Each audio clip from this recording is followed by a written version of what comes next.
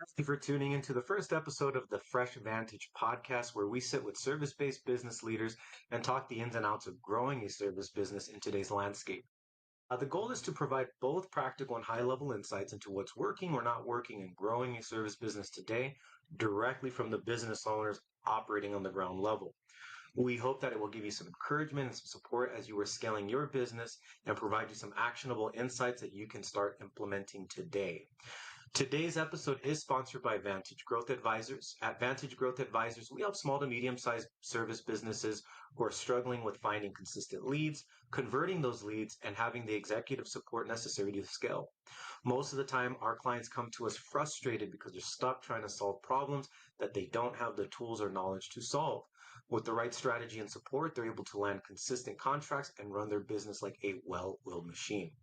If this is you or somebody that you know, please visit us at www.myvantage.io and schedule your free growth strategy session today. Again, if that's you or someone you know, please visit us at www.myvantage.io and schedule your free growth strategy session today. With that in mind, I'm happy to be welcoming Carlos Lopez, who's going to be today's guest. He's the owner of Continental Roofing Company in Cincinnati, Ohio, and he's done an amazing job at positioning himself as a key player in his market by building some really amazing relationships. And so he's going to be sharing what it takes to build those relationships and some of the tactics and mindsets that he's been able to use to help him to be successful. So with that in mind, let's go ahead and dive in today. Super excited to dive in with you today, Carlos. Hopefully that was a good intro for you. But I wanted to go ahead and dive into kind of my first question, Carlos. The whole premise of this podcast is to give some high level and also practical insights to other business owners that are in the process of scaling their business.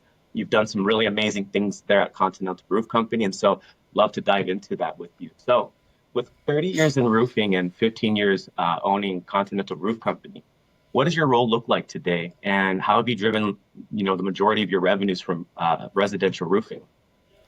As long as I've been in the roofing business, and I've worn all the hats that come with that, from the beginning of the canvassing all the way straight through the close of the deal and collecting the check and putting on the product, it never ceases to amaze me how you can always get caught up in the weeds, the proverbial weeds. So yeah, as far as what I do here is a little bit of everything, honestly. I've got a great sales team that's been able to buoy us in that department, so it's freed me up to do a lot more of the marketing and that type of thing. So I've been blessed to be able to join you guys on podcasts. I've done quite a few of them, and it makes the job fun. Once you get into that grind, it's hard to get out of.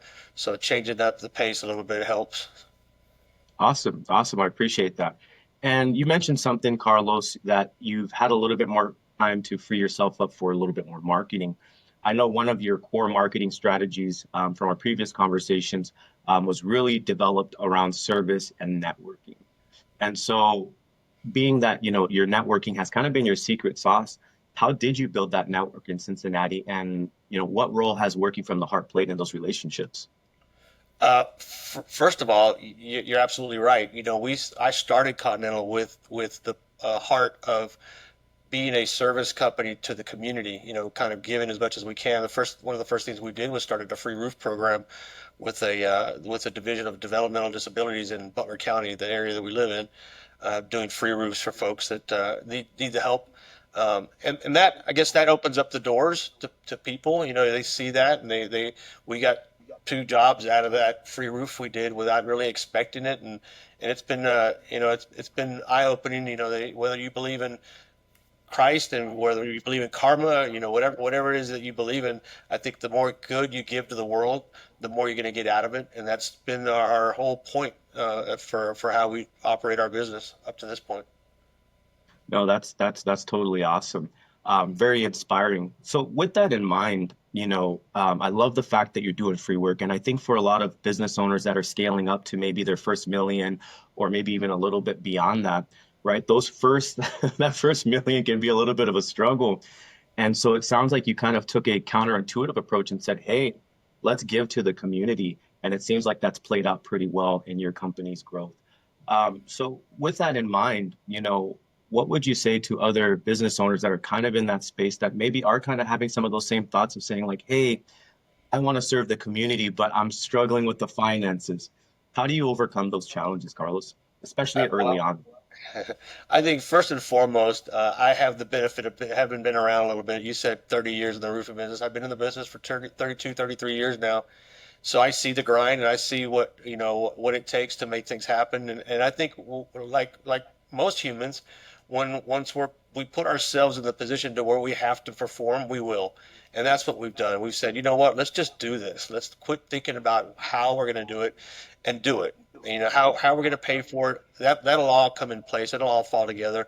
You just got to get out there and do it. Now, you don't have to start off with doing. I had this great conversation with this when we were at the IRE and 2 years ago with a young man who started his company and was getting an award for something. I forgot what it was, but he said, "How do you do that? How do you get started?" I said, "You just get started. You just say, I'm going to do a repair. Let's just do a repair. Let's just fix a small roof or allocate a dollar amount towards the replacement of a roof."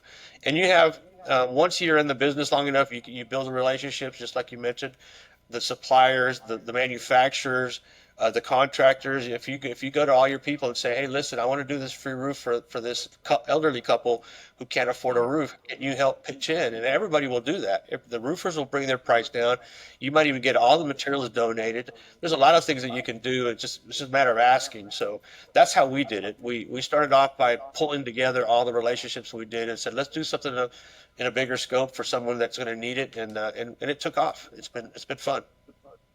I'm hearing a few things from you there, Carlos. I appreciate you sharing that story there. What I'm hearing from you is one, resourcefulness, two, enrollment, right? Enrolling others into seeing the same vision that you're seeing. Now, when diving into a little bit further, I wanted to kind of go back to some of the things because I know, again, your secret sauce that we had our conversation about is you really built your business through a lot of networking.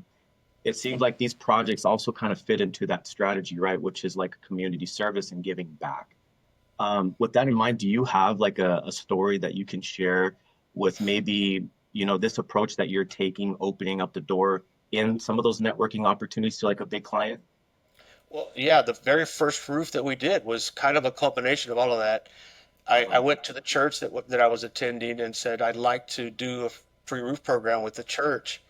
And they said, well, that's kind of tough to do here. Why don't I connect you with Butler County's Board of Developmental Disabilities? They had a relationship, a free food program going on. So they connected me with the head of the BCBDD. And that's how all that came about. Now, the great story of it was that we had no idea what kind of an impact we were doing. We just wanted to do something to make you feel good. That's that's the one guilty feeling you get when you're doing something like this is that, am I doing it because it feels good, or am I doing it because I'm doing something good for somebody else?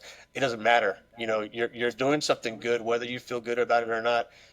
It's impacting somebody in a positive way. So we go to do this free roof program for this elderly lady, 87 years old.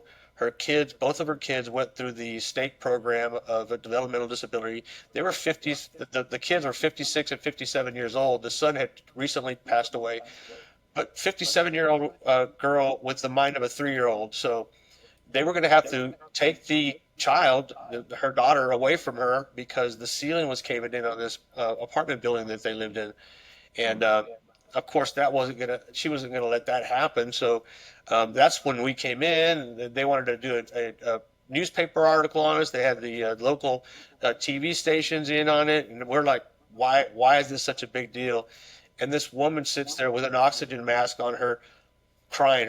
We were all crying at that point, telling the Wow. story of how she had raised her children for the 56, 57 years all by herself, with the help of the state, and how we, like we're a hero. This woman just raised these kids their whole life to this point. She's the hero, and because we're putting a free roof on it, it really impacted everyone that day. I just saw it in everyone's faces that we realized at that point how big of an impact we could make if you just put profits aside or put profits towards that, and incremental. It doesn't need to be huge, and start doing things, and you'll notice that everybody feels good about it. You enjoy coming to work, and it really does put smile on people's faces. For sure. That is such an inspiring story to hear. And I love how you started with an approach of saying, you know what, I just want to give back. And it sounds like the return on investment of that Yeah. has really expanded your business there because, you know, it's hard to sometimes take those risks, right? And it requires you to go out and spend some time developing relationships that maybe aren't initially profitable, right? Right. But not even looking at the relationship as profitable or not, but looking at it as an opportunity to build a relationship, to increase your impact. So that's really amazing to hear. Now, kind of shifting gears a little bit, Carlos, I appreciate you sharing all of that. I kind of wanted to dive into your local market. And for the audience, I know that you know, you've built your business off of this networking strategy and building really good bonds there in your community. You know, for our audience members that are currently building their businesses, what has that turned out to for you in terms of like revenue? Like, what's your top line revenue that you've been able to create using this strategy?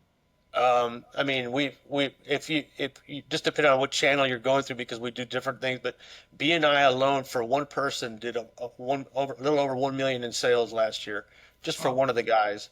So, we got, you have to understand that you have multiple streams coming in, and you're right, where we didn't go into it thinking like that. It ended Mhm. up, once you start working the numbers and start realizing what kind of an impact you can make in the community and how that impacts your pocketbook. It was a no-brainer for us. It was seriously a no-brainer. You're first and foremost, you're opening yourself up to vulnerability. You're sitting in front of people, opening up about the fact that I'm just a guy who started a company, and here we are, doing several million a year in sales. And to be able to give a portion of that back to the community, that's humbling. That's humbling to me. And when people hear that story, they want to do business with you. Simon Sinek, the whole why thing is exactly on point when it comes to what we're doing here. Our why is because we want to help as many people as we can. Well, of course, Right. we benefit from that, but in the meantime, this is why we're doing it, to be able to help people and overcome their situation, whatever it may be. So it sounds like you were able to shift focus away from money and towards the things that actually will bring the money, and the money has just become a benefit of your purpose. It's a byproduct. The money is the byproduct. Awesome. And I preach that to my guys, and it's hard, man, especially in the roofing industry. This is a very money driven, greed driven industry, field. The roofing industry is one of those that's really, really has a bad name for itself in the marketplace. Um, and for you to be able to shift, saying, you know what, I know that eventually I'm going to get paid. I know that eventually I will make my money. And it's not going to be overnight, but we're building something here. Okay, we're not looking to cash out tomorrow night. It's building something that's going to establish itself to be that community business that helps out, and then it comes back to you in tenfold. It really, really does. Mm. No, for sure. For sure. And I think that's something that we can't stress enough, right? Is just focusing on doing the right things. And I think this is a reflection of what you kind of led off the call with, which is, you know, your relationship with God.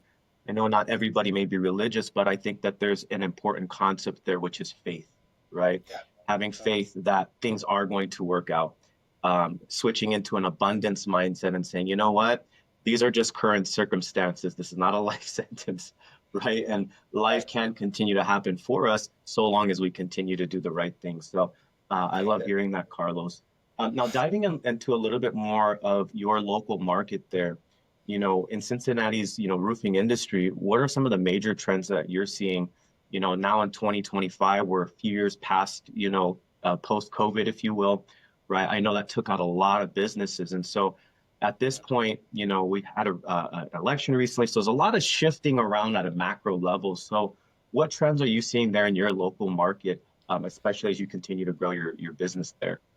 I think there's so many different things that are going on that I don't want to call it a trend, but it's the talk of the town, especially with the immigration thing going on. We are a immigrant heavy industry, it's probably 80-90% of the contractors that are out there are all Hispanic or Latino or some kind of immigrant. So That's mostly talk. We even here in Ohio, it's not that big of a deal. It's media driven. We all know that because we're in the industry and we see it. We deal with it. I'm Hispanic. I speak Spanish. It's my second language, and I'm fluent with it. And I know the community. I have my fingertips on all of it, and that's where that might be a trend to worry about it. It's really nothing going on. Metal roofs are coming back around. It's when the first Trump train came through and all the tariffs hit the Chinese market, all the metal products skyrocketed. But even those things, and I tell this, as being as open and transparent as possible. When our prices go up, all prices go up. We're not eating that. We're not absorbing that. That's passed along to the consumer. And if anything, we capitalize that because our profits are driven on a percentage of our costs. So if our costs go up, our profit margins go up. So it's not very, very hard to realize that we ride that wave. If you know how to ride the roller coaster, if you strap your seatbelts on, you're going to be fine. Whether the trends are up or down, you're going to be fine. Just make sure you got your seatbelt on. Yeah, you know what that brings up for me when you mention that, Carlos, is it brings me to the concept of like signal versus noise, right? Yeah, Sometimes we can pop open the news and it's just all of this like fear, fear, fear, And sometimes as a growing business owner, right, it can be easy to give into the noise instead of focusing on the signal. And it sounds like the signal, what you're talking about is staying flexible and adaptable, right? Staying absolutely. true to what your goals are, even in the midst of all of the noise that can be distracting if you give into it. Yep. Yeah, Um, absolutely. really appreciate the insights there. I wanted to touch upon too, because when we originally had our conversation, I know that there's always this fork in the road, if you will, for roofing companies that are growing, right? Which is like, do we put more of our efforts towards residential? Do we try to go after the commercial stuff? Right. And so sometimes I've talked to other roofing companies where they get kind of stuck and their focus is split and they have a small team. And so they don't end up really getting the best results in either place. And so if you can kind of maybe share a little bit more about maybe some of the tactics in terms of those relationships that you built, because I know you mentioned that you had a really strong referral network of real estate agents that, refer you, 10 plus jobs per real estate agent. So I guess kind of how the tactics of diving into that, because I think a lot of people go towards the commercial route because they're like, I get one customer and they're going to bring plenty of jobs. You've been able to recreate that dynamic, but on the residential side. So from a tactical perspective, what are some insights that you would share with other business owners, maybe struggling at that fork in the road there? Sure. I think first and foremost, you've got to know the product. It's commercial roofing is a completely different beast than residential, steep slope roofing. One mistake on a 1,000 square project, it will eat your lunch up if you're not careful. So it's if you've got somebody that knows how to bid and sell commercial, then absolutely dive into the commercial. There's nothing in our industry that can get you profits faster than a commercial project will. That being said, you got to have somebody who knows what they're doing, and that's I think that's where many people are, especially folks like mid-sized companies that are coming in here. Is that like myself? I'm the guy that wears all the hats, so I've got to be back in the office to make sure I'm doing my material breakdowns, and I'm doing that for everybody. So I don't have as much time to be able to run out and press the palm and meet the GCs and pull the blueprints off the plan room. So there's a lot of things that might hamstring you when it comes to that. But if you can find somebody who can either knows the product or can be taught, because there's a lot of ways of teaching this part of the business, then by all means do it, because there's definitely money to be made there for sure. Is your background, because I know were obviously in the roofing industry for some time before you started your own company. Is that your background, was the residential roofing side of things? That's where I started. Yeah, I started in residential roofing sales, and then I went into the production side of it, and then pretty much ran several roofing companies, some of them storm chasers, and before we ended up in Cincinnati. So Got it. Got it. I love everything that I'm hearing, Carlos, and I'm sure a lot of people are going to gather some valuable insights from this. I did want to ask you, what is working right now at Continental? Like, what's thriving? Is it the networking? Is it your community work? Is it, like stuff like Project Parasol? Yeah. And I guess in the second part of that question is also maybe what's the biggest challenge that you're experiencing? So what's working well, and maybe what are some of the challenges that you're experiencing currently? Sure. The community outreach side is always evolving, and it comes in waves where we kind of leave that up to the people out there. Let me know if there's someone that needs something, and they come to us. And a lot of that is vetting. Everybody wants something for free. Not everybody deserves something for free. So, some of that vetting is done by those folks that are out there referring people like that to us. What is definitely working is the networking. It's been phenomenal. When I started a slogan about 3 or 4 years ago that says we don't chase the storm chases us, because so many roofers are storm dependent. They have to have a storm in order to make money. And we thought, okay, let's do this. Let's connect, since I'm a former insurance adjuster, let's connect with insurance agents and real estate agents. Let's connect with some property management companies, and see what kind of connections we can make, what kind of a foothold we can get. And it's not a get rich scheme. It's not, you're not gonna get rich overnight. You have to develop these relationships. It's called farming, not hunting. You're not gonna be able to go out there and pop off a big, multi-million dollar project if you don't know the people that are putting out the work. So the Right. way you do that is by connecting with them, and doing a lot of stuff for free. Some of the guys constantly complain about, I'm tired of running these leads from the real estate agents when we don't get anything out of it. I just had 5 jobs come in from real estate agents because they finally came around to saying, okay, we're ready to do this. The house closed, or we're closing next week. We need to sign a contract so the money goes into escrow. So it definitely, the networking side is definitely working. Get into a BNI chapter if you're anywhere in the United States. Anywhere, it's international. Business Network International. Look for a chapter locally that doesn't have a roofer filled in its seat, and visit that. And you'll see that you're going to get referrals right away. And that's how you build that stream of business, is by being there for people, honestly, without expecting anything in return. That's the whole philosophy. Givers gain. Right. Sounds like also not keeping a scoreboard.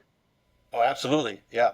Yeah. You No, I cannot. love that. Drive you crazy. It will. That will I, that will make you mad. I love that quote. Hopefully, I don't botch it, right? Don't chase the storm, let the storm chase you. And how I interpret that is being reactive versus being proactive, right? Right. Waiting around for that storm to come so then we can get the work, as opposed to saying, hey, how can we strategize around that? Become a mainstay in the community. So that way, whether the storm is there or not, we become a trusted part of the community. That sound about Especially, spot on there? absolutely, especially with insurance agents. If Right. you've got 5 or 6 insurance agents that you see regularly, whether you're stopping by their office or you're getting together for after hour event, and a storm comes, who do you think they're going to refer it to? To the guy that they know. Right. It's a no-brainer. Especially, I sit on the board of the BBB. It's very rare for a roofing company to be on the board of the BBB. That's something that we just decided that we're going to do right away, is legitimize our business, our company at least. The rest of the world can do what they're doing. We're going to show everyone that we are a legitimate brick and mortar shop that you can drive to and not have to wonder where they're at when the rain hits and you got a leak. So that's one of the first things we did. And once you've done that, you can go visit your agents, your insurance agents, and say, "Here's where we are. Here's what we do. We'd love to help you out." And again, it all floods in. When the storm comes, it's chasing you now. You're not having to go out and knock on doors. It's coming to you. Right. Yeah, no, 100%. Now, before diving into the second part of my original question, because you're saying some really awesome things here. And when I mention a tactical approach, like what does that look like specifically in your guys' business? Is that you, Carlos, going out there and building these relationships?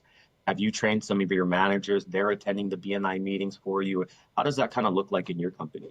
It's part of our hiring process. We tell everybody that we hire that's coming in on sales or marketing is you have to join a BNI chapter.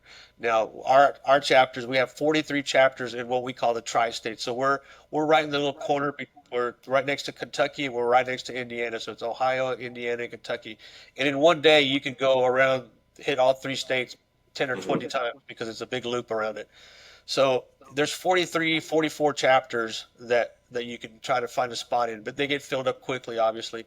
So we have all of our guys join a chapter, and if they can't join a BNI chapter, then we're definitely making them go to the chamber events, the local H7 events, which is another local networking group. But that's the whole point. You want to get connected with a group of people that's they become your salespeople in essence. You're selling through them, not to them. And before you know it, you've got referrals come in like crazy because they know you and they know that you're going to show up when you say you're going to show up and do what you're going to do. That's great. And I love that you set that standard from the beginning. That's awesome. So it sounds like that's really an infused part of your guys' culture there is that everybody is there promoting your business through a number of different channels. Yeah. So you probably have a lot more salespeople that aren't actually salespeople. That's exactly right. And it makes our current salespeople better because they're able to communicate. They're talking to people regularly, not just on that one sales call. They're visiting with people, talking to people, communicating with people. They're exchanging ideas. So when you get in front of a customer, you're much better prepared to be able to sell your product when you're able to articulate what it is you're doing and how you're doing it. It's all around. It's much, much better. And again, this is not for the storm chasers. This is not for the get rich quick schemers. This is about somebody who wants to set up a company and make it last, and maybe sell it. There's a lot of private equity firms knocking on our doors, and venture capitalists looking to invest. So there's a lot of money out there, and it can seem like you can do this quickly overnight, but it takes time to establish your reputation, and that's key in this business. Yeah, for sure, 100%. And I love too. I did get a chance to check out your website. I would encourage any of our listeners here to check out your website too. But all throughout your website, you have that infused too, right? You have that same messaging. Hey, we are here. We're here in service. We're serving the community. These are our projects that we're working on to serve the community. And I'd imagine that can sometimes be maybe the thing that pushes a deal forward because people see that you guys are actually genuine and authentic, and it's not an act, if you will. Absolutely. And I had a lot. We just redid the website, but I didn't want to redo it for forever because it's the first one we had from when we first opened. And that message permeated from the day that we opened our door.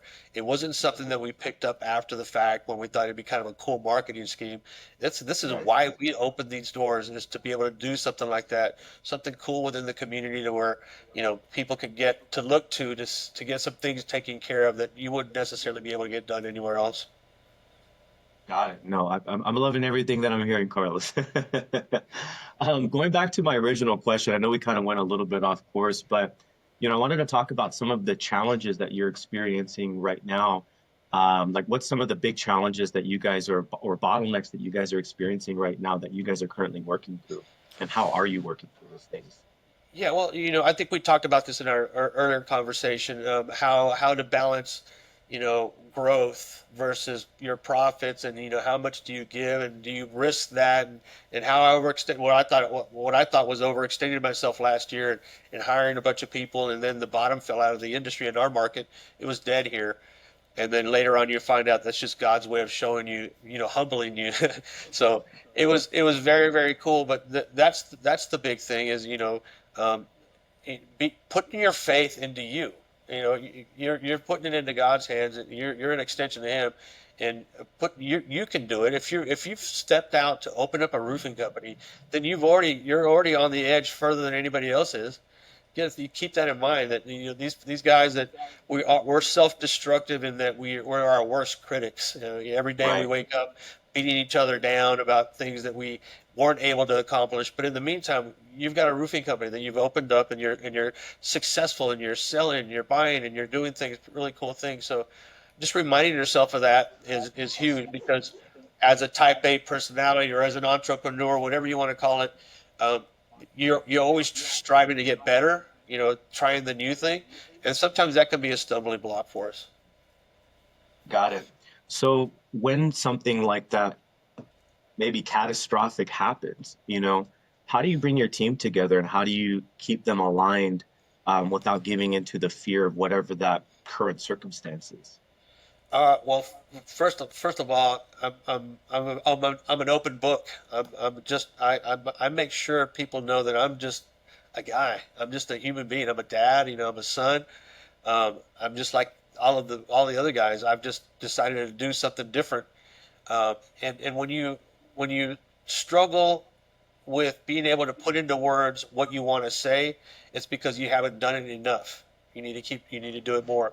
And that's the key, is being open and honest with my guys. Tell them, hey man, things are tight right now. If things don't turn around, I'm afraid I'm gonna have to lay you guys off, lay you off. I mean, it's just being flat out honest and blunt and to the point. As things turned around and they feel they see that things started to pick up, and everybody comes together. Everybody wants, if you're doing it right, everybody wants to work for you. Right. If you're doing things well in the right way, you got people that want to work for you. They want to do things with you. And for me, it's not even about an employee, a boss thing. I hate it when the guys call me their boss. They introduce me to friends of theirs. This is my boss. I hate that. It bothers me. I don't know why, but I'm just a guy. I'm just a guy that owns a roofing company. We're all together as a team to make this thing happen. If we all do our jobs right, then we all make money. Simple. Mm, mm. So it sounds like, and I think this is a reflection of pretty much the theme of this podcast here. It's a reflection of your leadership, right? Your willingness to be comfortable in the uncomfortable and having those sometimes hard conversations to have.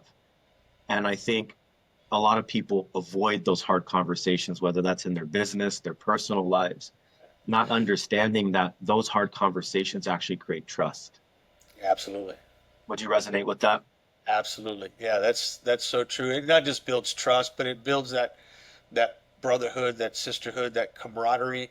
Right. When you feel like the other person is going through the same thing as you are, you guys grab onto each other a little tighter. It's just simple. I think it's just human nature. 100%. Obviously, coming from a military background myself, Yeah.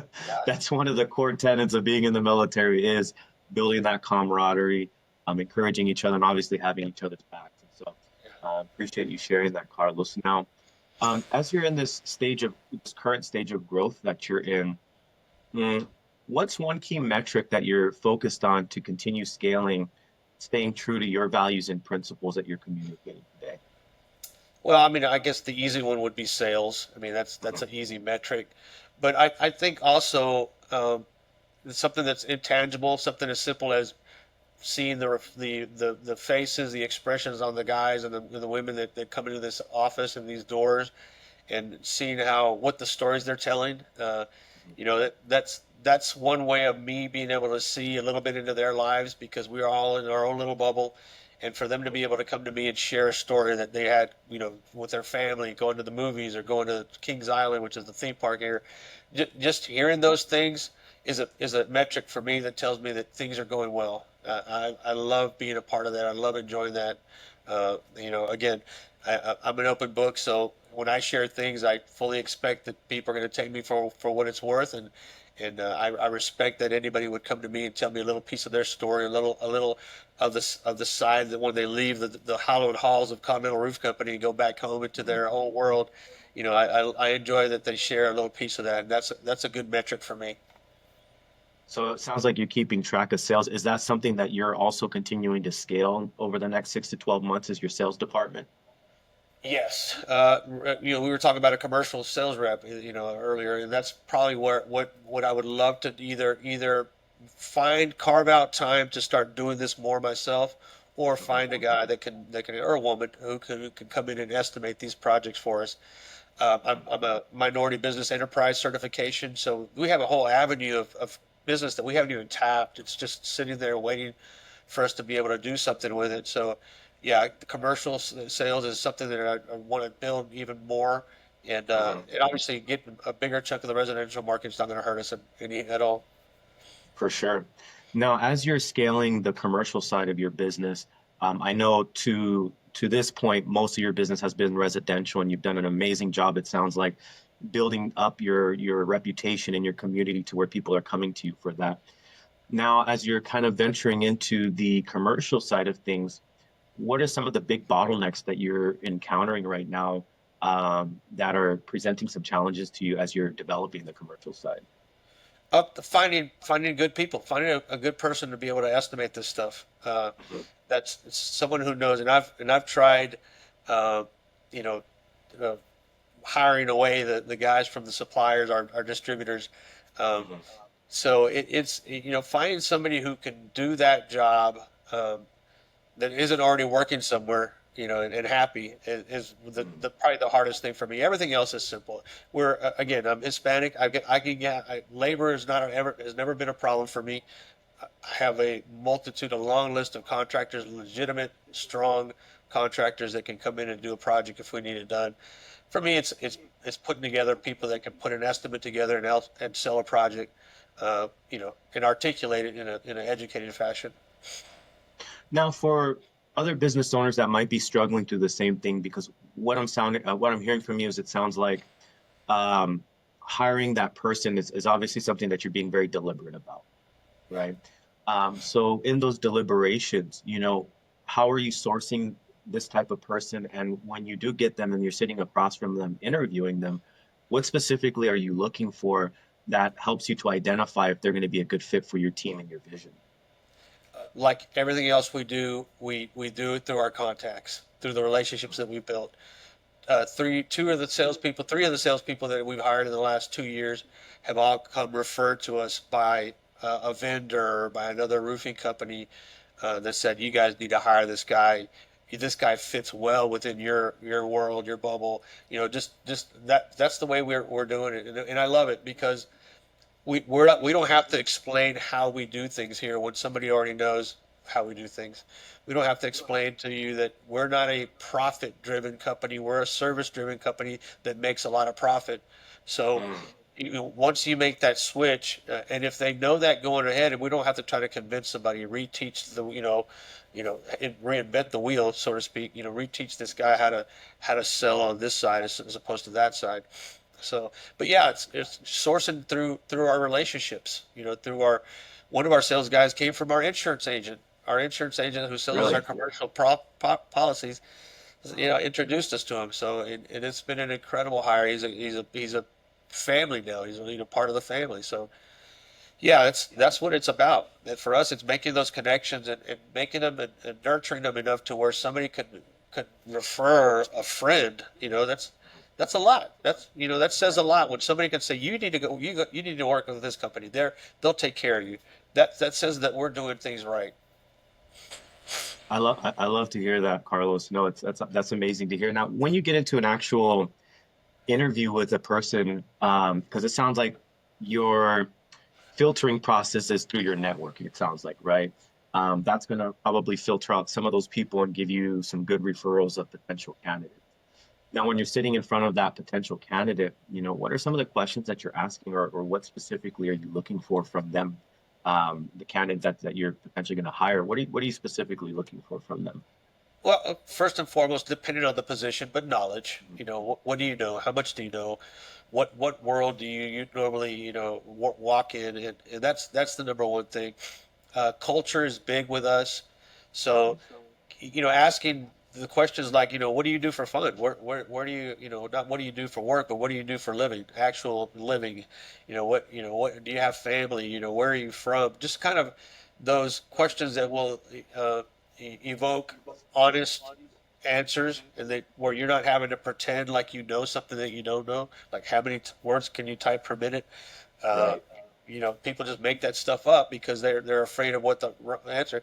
If you ask questions where there is no wrong answer to, you get a real sense of the person, and you get to see what their life is really about. And that's one of the big things. I wish that we had this huge problem of vetting these 2 dozen sales Right. reps. That doesn't exist. So That's good. No, well, I think that's just credit to how you've built your business, right? You've built such a strong network. And I think what I've heard you kind of mention in different ways throughout the podcast is not planning for the short term, playing the long game, and understanding that to create a long term strategy is going to require you to plant some seeds. And like you said, not hunting, but farming, right? Planting those seeds, watering those seeds, developing those seeds until they grow into strong relationships. And so I can see how that translates into your interview process, because it sounds like you're just having genuine conversations and getting and taking that opportunity to not ask them a bunch of questions that you found from AI that you Right. have no connection to, right? But actually having a genuine conversation and referencing their knowledge, but also seeing if they can be a good fit for your culture.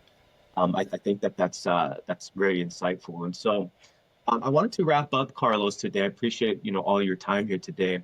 Um, you know, the common thing that I continue to come back to is, right, you've really built Continental with your heart, right? Leading with your heart. And obviously that's led to you building a really strong network. If you had a magic wand to fix, I guess, one thing holding you back from scaling even further outside of finding that potential candidate for your commercial side, maybe that could be around operations, networking systems. What would that look like to you, Carlos? Well, we are actively working on building our own CRM. It's something that we've been working on for the last few years. It's very close. I'm talking about within months of being 100% ready to go, and it's everything in one. And we've been developing, and we even had a contact from a venture capitalist wanting to possibly invest and or buy it. Um, and I'm not out there trying to sell it. I'm just using it to run our company as efficiently as possible. And I think that in our world, in this where we can automate things, I think that's going to be the key to our success. Mhm. Keeping in mind that it's hard to find good people, Right. that we can automate a lot of the stuff that we're doing, that's going to be beneficial to us in the long run. Um, that's probably it. Those are the big things right now, is trying to fill those gaps where we have them, Mhm. and grow from there. I know we had initially talked briefly about your software that you're developing for your company, and maybe we can touch upon that here. But for somebody that's at the helm of Continental Roof Company, you guys are a roofing company. It's kind of a detour to go the software route.